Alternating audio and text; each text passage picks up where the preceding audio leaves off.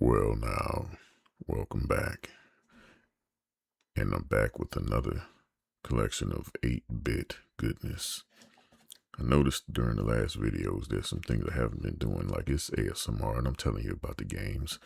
However, I haven't been giving any like tapping or any of those essential ASMR sounds. I've not seen any complaints in the comment section. However, this time around, I'm trying to make sure I include a little bit of tapping. I get so excited talking about these stories and why these games mean so much that I leave out some of those basic things.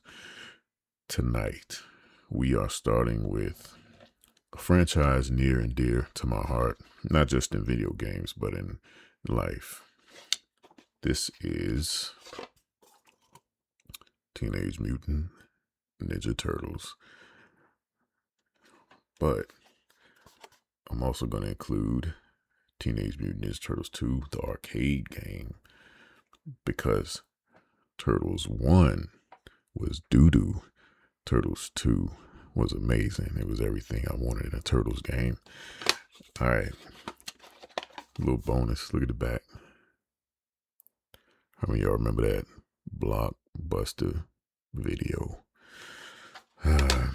Simpler times, better times. All right, so we'll start with Turtles 1.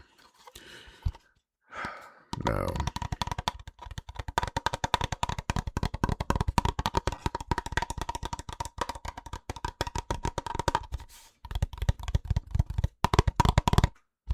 Turtles 1, this game, I ain't gonna lie, this game frustrated the crap out of me more than most games I can remember, straight up. Because if you played this game, you remember those water levels with that electric kelp. And I couldn't make it past the kelp without losing about 3 turtles.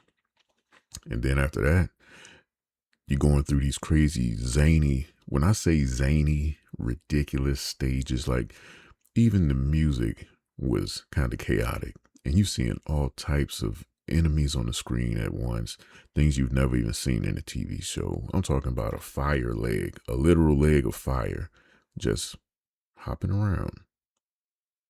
Why is this fire leg hopping around? Then you got these big old fly missile bomb things flying around. Then you have these buggy balloon things floating.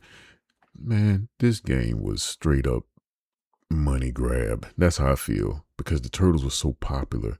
And just a side note, I am Michelangelo. I have a pair of nunchucks too. Maybe one day I'll give y'all some nunchuck footage. You will be underwhelmed. However, we told our friends, look, if you're going to play Ninja Turtles with us, we are the 4 Turtles. Now, you can be Bebop, you can be Rocksteady. And if you thought you were Leonardo and you want a sword, you can be Usagi Yojimbo, the rabbit. That's about it. That was the rules. And in my neighborhood, we had just enough status that we could call that shot without any dissension among the crew. Anyways, back to this game. They had impossible jumps, and as turtles, they would get washed away in the water if you missed the jump.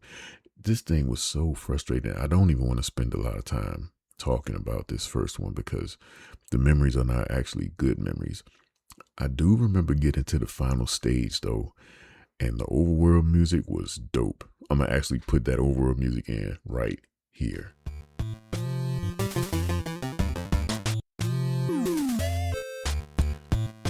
Tell me that does not sound cool. Alright, I faded out. But besides that stage, I remember us getting to that stage and we just hung out in the overworld because the music, 1, it was so cool. 2, we didn't know the next time we'd even get to this place. I think we made it to the shredder maybe 2 times in our life. And we didn't beat them. We just gave up on the turtles. Enough said. That's all I have to say about that. Now, the wonderful Turtles, the arcade game. Now, for my people that like the whispers, the arcade first, and it was spectacular. Um, this was one of those quarter eaters that we'd stand there and we'd die. It was so hard sometimes.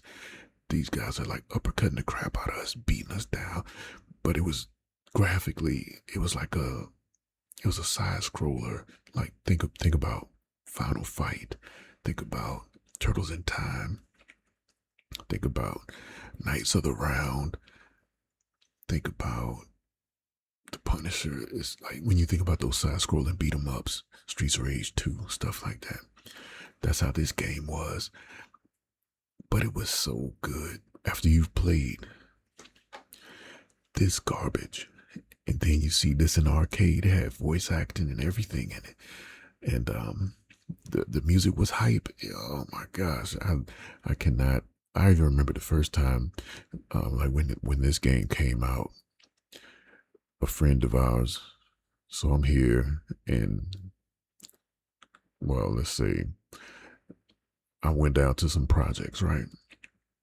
My cousin, he lived in the projects, and he had a friend named Tim. We called him Tim for whatever reason. There needed to be two Tims, not just one. But anyways, he got this game when it came out, and the first time being able to see it, like I told you, the poverty. We didn't buy it. However, Tim, he was the only kid. He snuck us into his house after his mom was at work, but he couldn't even sneak us all in. We like took turns. It was like two of us would go in and watch him play a little bit, then come out. Then two of us go in and watch him play a little bit. It was like, it was crazy. It was just, it was good times, good times. Matter of fact, I just, I got this comment that I pinned on my last video where this guy, he went with his dad. He was introducing himself to some neighbors, but anyway, they walked in on a LAN party and he saw people on Xbox. In one room, four people there, then four people in another room on another Xbox, then four more people. Changed his life. Thanks for that great story. But that's how this was. It was just like, I ain't gonna lie. I left that house, or I left that apartment, and I couldn't stop thinking about this game. Eventually, we did get a copy through means I won't mention, but we played the crap out of it, and it was awesome. They even had additional stages and characters that were not in the arcade game to like make it longer. This game had a ton of levels, and the music was great. I might put some. I'm thinking right now, should I put some of the music in here? But I don't want to extend the video too long, so maybe I'll put one in. I'll put one random soundtrack in right here, just so you can get a little bit of the energy, the hypeness. You know what I mean? It was so good. Ninja Turtles. I love the Turtles. That was such a big time in my life. We watched the movies, we watched the cartoons, we had the action figures, we ate pizza whenever we could. Back when Pizza Hut pizza was actually delicious. All right, next game. Super Mario Brothers 2. Come on, focus. Here it is. Super Mario Brothers 2.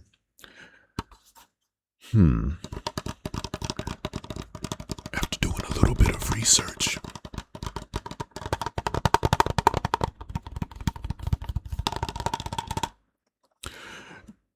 did some research in my older age, and I found out that this game was actually meant to be a totally different game, not Super Mario Brothers 2. And what you notice about this immediately is you're able to get on top of enemies' heads, and they won't hurt you. You'll just be there, and it'll walk around with you on their head, and you can pick them up and you throw them at each other, and they kill each other that way. The whole layout was just, it was so different. You had these doors you could go in, and they had this system where you go in these shadow rooms and get mushrooms or red coins, or it was all kinds of, I guess, compared to the first game, this stuff was I don't know, unorthodox. This game broke all the Mario rules. However, you could play with 4 different characters, so that was awesome. You had Mario, Luigi, Peach, and Toad. Each one had their own special attributes. Mario, of course, he's the well-rounded, all-around type of guy. Luigi, his jumping ability was outstanding compared to his cohorts. Toad, I would say he was just kind of a balanced character as well. I don't know anything special that he did. And Peach, she could actually glide through the air for a little while once you did a jump, and it was super, super helpful. You had little boss battles with Birdo. Um, I ain't gonna lie, I love that boss music for the Birdo fights. I'm gonna play that right here.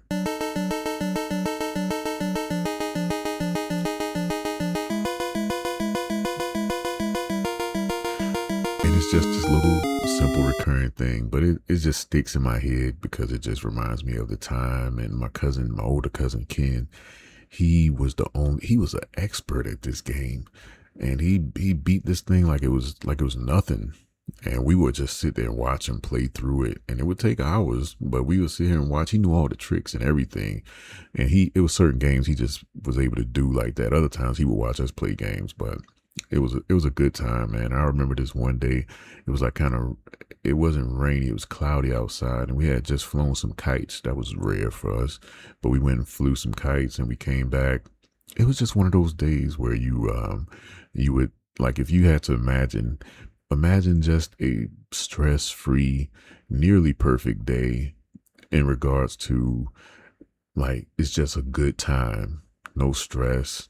You ain't thinking about school. You ain't thinking about nothing else. It's just like you really in the moment and you just had a good time. So we came back from flying the kites, and we would sit in the house. The window or the curtains were open, so it was bright in the house, and you can see, how cloudy it was outside. But it's like one of those relaxing, chill type of days that you would have now, where it's just like, man, this would be an awesome day to watch a movie. But instead, we were playing Mario 2. So memories like that make that game special to me. Next up, come on, Mike Tyson's Punch Out. Let's focus.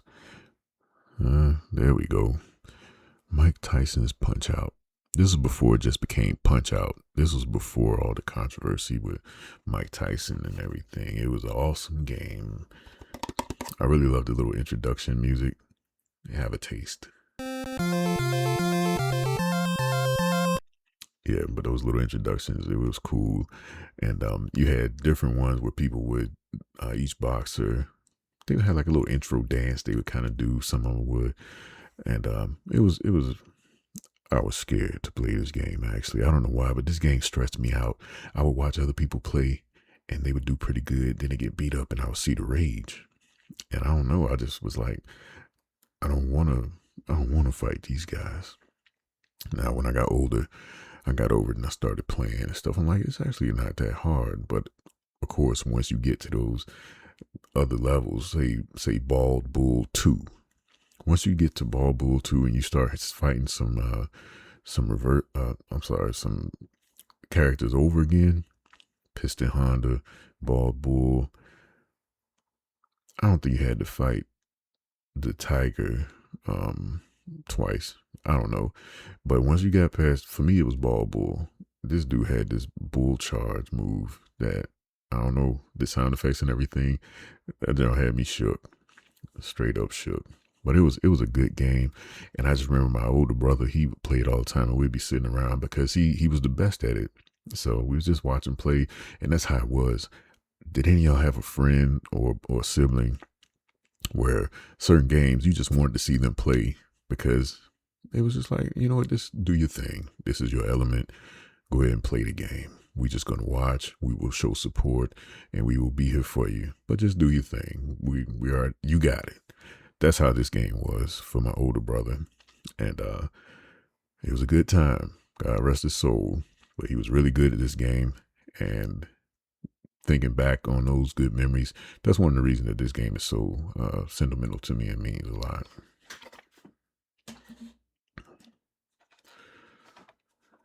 All right. Wizards and Warriors.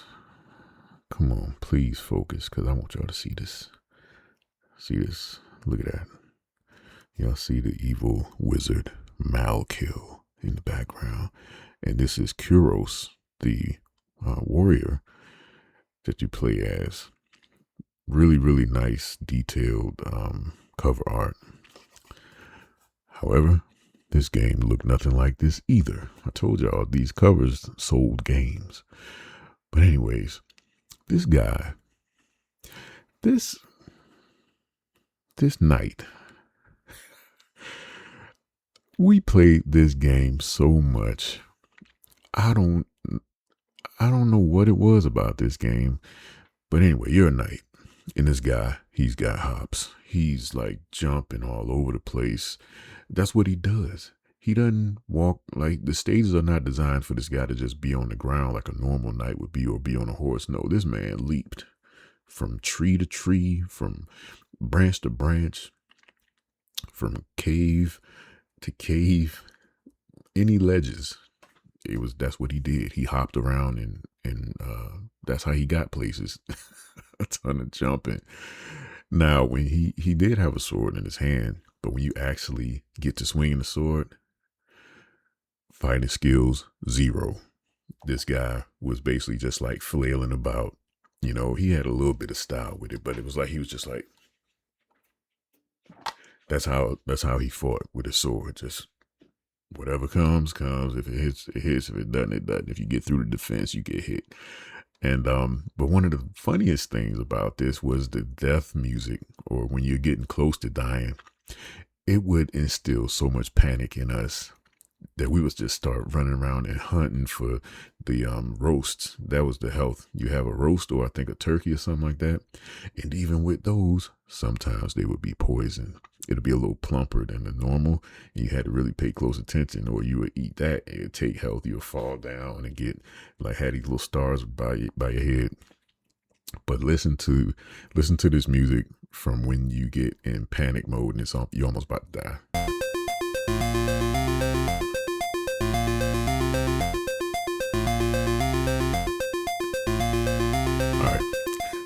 I remember reading a comment, because I looked this music up on YouTube. I actually have a whole playlist of video game music that I like to play when I ride in the car and stuff. But I was listening to this particular instrumental, and in the comment section on YouTube, somebody was like, I want them to play this at my funeral. Somebody else was like, man, if I ever go to the emergency room, I want them to play this while I'm in the emergency room. And people are just so funny, man. But I was just thinking about it, and I was like, this music is wild. And then there was this other theme inside the tree that we just got down with it. It wasn't complex. It was super simple. I'm gonna play a little bit of that right now.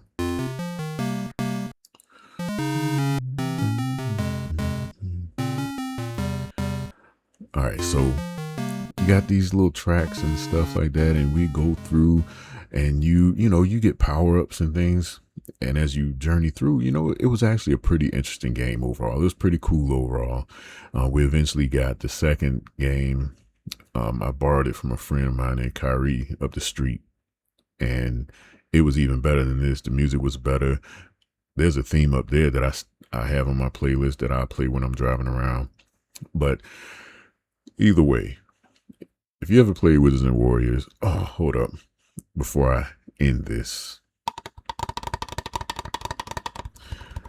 or end talking about this game in particular, when you at the end of every level, there's a boss, and you rescue princesses like Esmeralda, Giselda, all those type of classic names for princesses, right?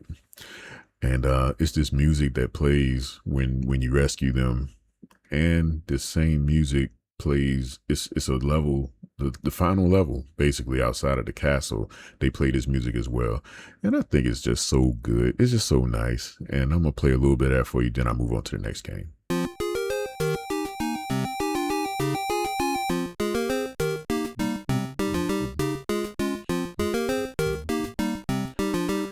Alright, that's enough of that. Wizards and Warriors, very special game. We spent hours, long nights. It was just great times, and I hope anybody watching, I hope some of y'all can identify with that game. It was good times. Now, this game. I've been waiting to tell y'all about this one.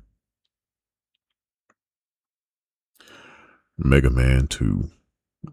Oh man, there we go. Sorry about the sticker. I don't even, it says Deep Creek under that. That's one of the areas here in Virginia.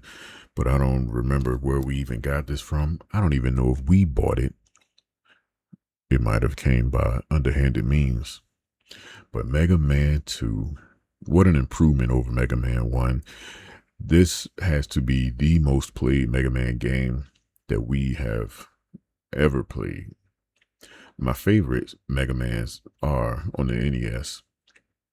Mega Man 3, actually, that's my first favorite. And Mega Man 2.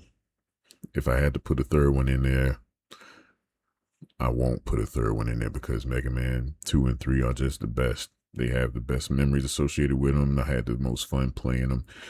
And Mega Man 3, they introduced Rush, the dog. So come on, man. You can't do anything with that. Anyways, Mega Man 2. We played it.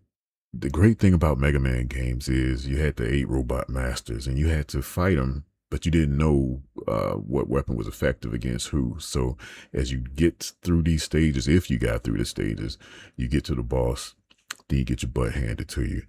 And then it's like, man, what weapon do I use? So you find whoever's the weakest that you can kill with just your regular gun. Kill them with the regular gun, and then take their ability, and now it's like, okay, process of elimination. Who does this work on?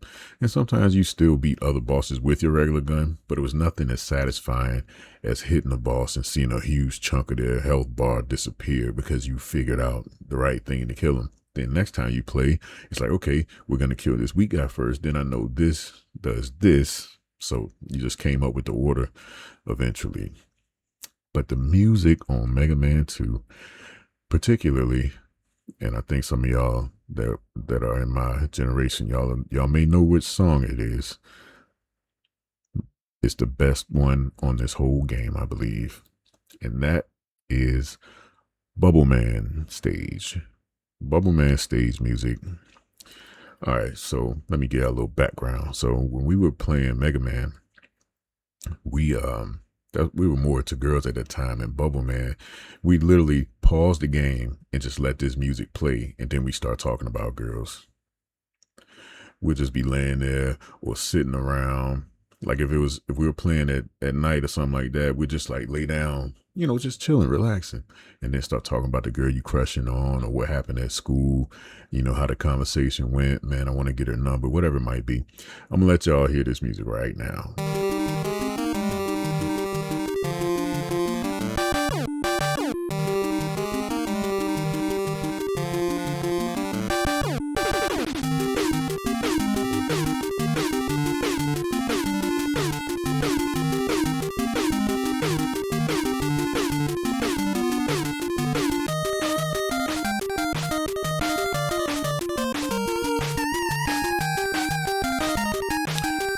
Stop it right there because I don't want to go too long. But man, we would just sit down and we were funny. We loved music, you know what I'm saying? We came up with a lot of R&B groups and stuff like that. You had BBD, you had Troop, you had Shy, you had Mint Condition, you had all these male R&B groups and stuff like that. And we tried to form our own dance groups and everything, but we would always start singing songs and it would be silly stuff. So imagine that song, and then we just randomly just start talking about, girl, I love you and I'm gonna be your man. Just simple stuff like that. And it was just hilarious. And man, it was so good. Wait until I get to the 16-bit games. We're gonna go in on it. But anyways, Mega Man 2. After you beat the robot bosses, you get to the Wily stages, and after you beat all the Wily bosses, it was this one. I think it was either the first or second Wily boss. I think it was the first one, but it was a dragon, completely black background. You get there, you kill this guy, and then it starts this strobe light effect. And every time we would get to this part and beat this boss, we would just we had the lights off, and then as soon as we killed it, everybody just get up. I feel a little embarrassed doing this, but everybody would get up out of their seats and just start jumping around doing like this and just moving however, because it was the strobe effect. So, when it's a strobe, it looked like boom, boom, boom, boom, boom, boom. It was so fun, and it just made our nights hilarious. It was such a good time. I'm going to end it with the Megaman 2. Oh, man. So much. So much.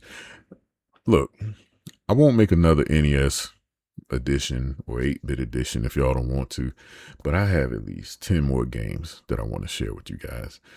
Let me know if y'all want me to make that, or are we ready to move on to 16-bit, because I'm gonna do all of them. 16-bit coming up next, the Super Nintendo, and some Sega Genesis stuff too. All right, appreciate y'all watching. Appreciate y'all being here, showing support. If you haven't subscribed yet, go ahead and subscribe, man. We about to get to 12,000.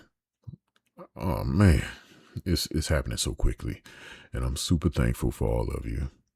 All right, y'all be good. Play your games. Enjoy your life. I'll see you next time.